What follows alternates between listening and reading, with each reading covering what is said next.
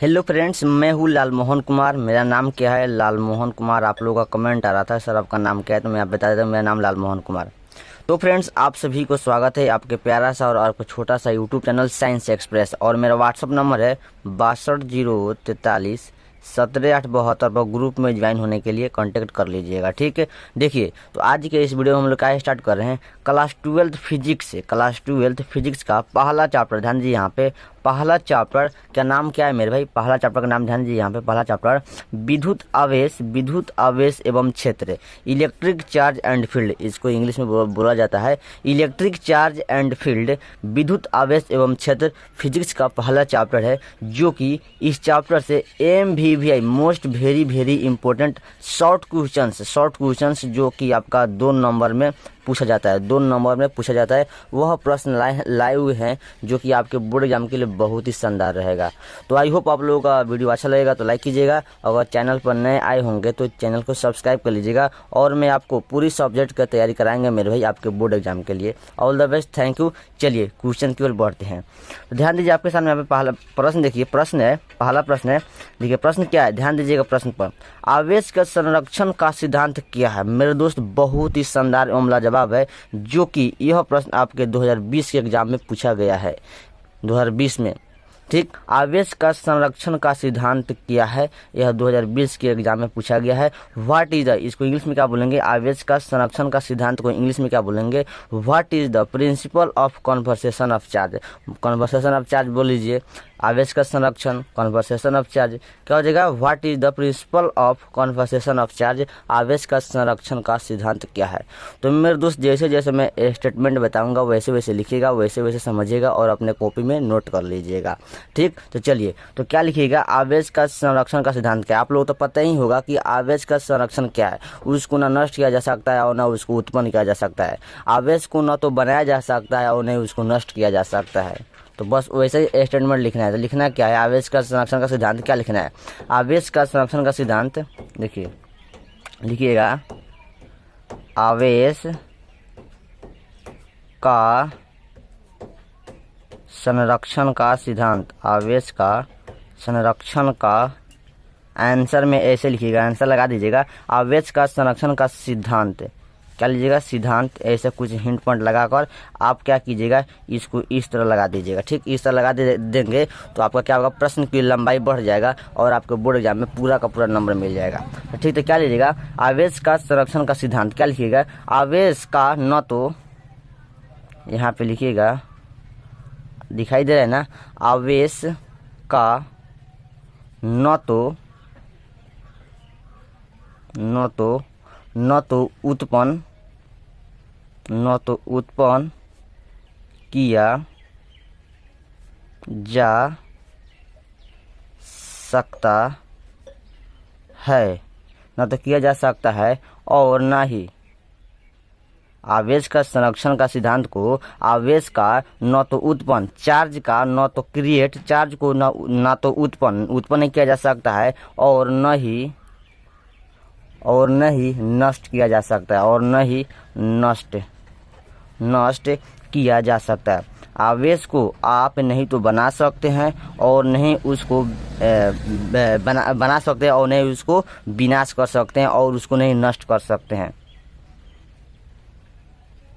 किया जा सकता है, क्या होगा यहाँ पे? किया जा सकता है होगा, क्या जगह? न तो उसको नष्ट किया जा सकता है होगा। ठीक, देखिए आवेश का संरक्षण का सिद्धांत, आवेश का न तो उत्पन्न किया जा सकता है और नहीं उसका नष्ट किया जा सकता है। ठीक, ये बात लीजिएगा। स्पष्ट है, माना कि 2 पिंड A और B है जिन पर आवेश क्रमशः Q1 एवं Q2 है, तो दोनों एक दूसरे के संपर्क में है, तब आवेश क्या होता है? Q1-2 हो जाता है। ऐसा बात समझ रहे हैं आप लोग? तो आवेश का संरक्षण का सिद्धांत यहाँ पे लिख लीजिएगा। क्या लिखिएगा यहाँ पे? सिद्धांत पे यहाँ पे क्या कीजिएगा, सिद्धांत कुछ लगा दीजिएगा इसका। ठीक, यहाँ पे लगा देंगे तो बहुत अच्छा रहेगा क्योंकि नंबर मिल जाता है। क्या होता है? नंबर मिल जाता है मेरे भाई। ठीक, सिद्धांत यहाँ लगा दीजिएगा। तो लिखिएगा संपर्क के पहले कुल आवेश, संपर्क के पहले कुल आवेश क्या हो जाएगा मेरे भाई? क्या हो जाएगा? ध्यान दीजिएगा, क्या हो जाएगा? कुल आवेश बराबर क्या हो जाएगा, संपर्क के बाद कुल आवेश, संपर्क के बाद पहले आवेश, उसके बाद बाद का आवेश, बाद का आवेश दिखाई दे रहा है ना मेरे भाई, बाद का आवेश क्या हो जाएगा, चलिए ऊपर की तरफ हम बढ़ा देते हैं, बाद का आवेश तो क्या हो जाएगा, Q1 प्लस Q2 बराबर Q1 dash plus Q2 dash. बस यहीं आप ये लगा दीजिएगा, आपका 2 नंबर मेरे भाई पूरा का पूरा मिल जाएगा। बस यहीं लगा देंगे, इतना ही लगा देंगे, आपका पूरा का पूरा नंबर मिल जाएगा। ठीक, चलिए उसके बाद देखिए अगला प्रश्न ध्यान दीजिए, थोड़ा मार्कर, थोड़ा प्रश्न मार्कर ही सूख जाता है, क्या कीजिएगा। चलिए मार्कर सूख जाता है। चलिए आगे देखिए, आगे देखिए अगला सवाल आपके क्वेश्चन में ध्यान दीजिएगा, मैं लिखता हूँ प्रश्न को, मैं प्रश्न को लिखता हूँ। तो देखिए अगला प्रश्न है, विद्युत क्षेत्र की तीव्रता से आप क्या समझते हैं। ध्यान दीजिए, यह प्रश्न आपके 2020 के एग्जाम में पूछा गया है। विद्युत क्षेत्र की तीव्रता से आप क्या समझते हैं, what do you mean by intensity of electric field. तो मेरे दोस्त ऐसा स्टेटमेंट लिखिएगा, आपको भी 2 नंबर में पूछा जाता है, ये भी प्रश्न शॉर्ट क्वेश्चन है। तो लिखिएगा आंसर में विद्युत क्षेत्र की तीव्रता, इस तरह हाइफन लगा दीजिएगा। लगाने के बाद लिखिएगा बिंदु आवेश के कारण इकाई आवेश की जांच आवेश के किसी बिंदु पर जितना कूलॉम बल अनुभव करता है, जितना भी उस पर जो कूलॉम बल होता है वह जितना भी अनुभव करता है, तो उसके उस बिंदु को ही विद्युत क्षेत्र की तीव्रता कहा जाता है या कहलाता है। ठीक, और इस स्टेटमेंट को लिख लेने के बाद उस नोट पॉइंट में लिख लीजिएगा मेरे भाई, क्योंकि 1 नंबर लिखिएगा, क्योंकि ये लिख देंगे तो आपको पूरा का पूरा नंबर मिल जाएगा।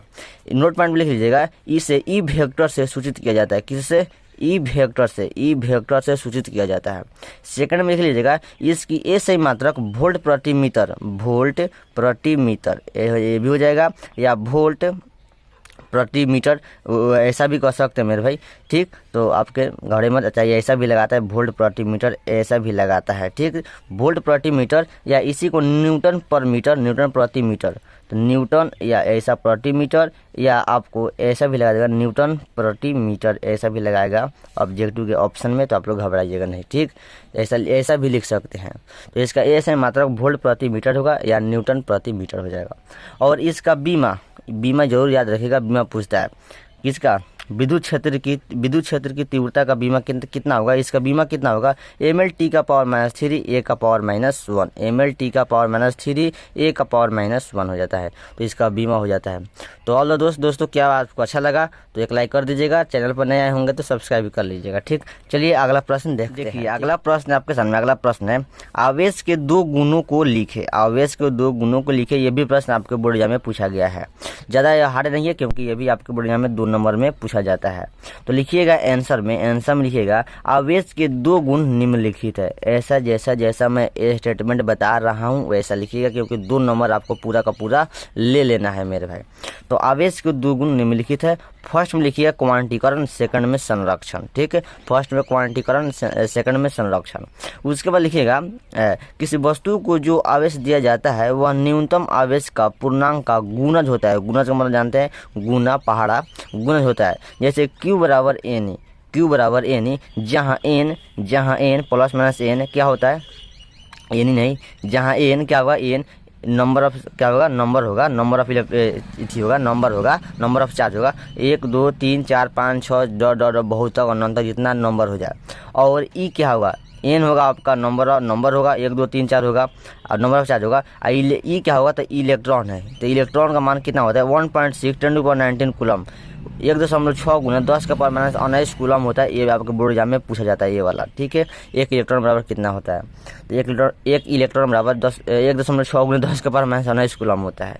तो आई होप दोस्तों आपको अच्छा लगा होगा, तो वीडियो को लाइक कर दीजिएगा, और पहली बार आए होंगे तो चैनल को सब्सक्राइब कर लीजिएगा। All the best, thank you, मस्त रहिए, व्यस्त रहिए, पढ़ते रहिए, बाय बाय, टाटा।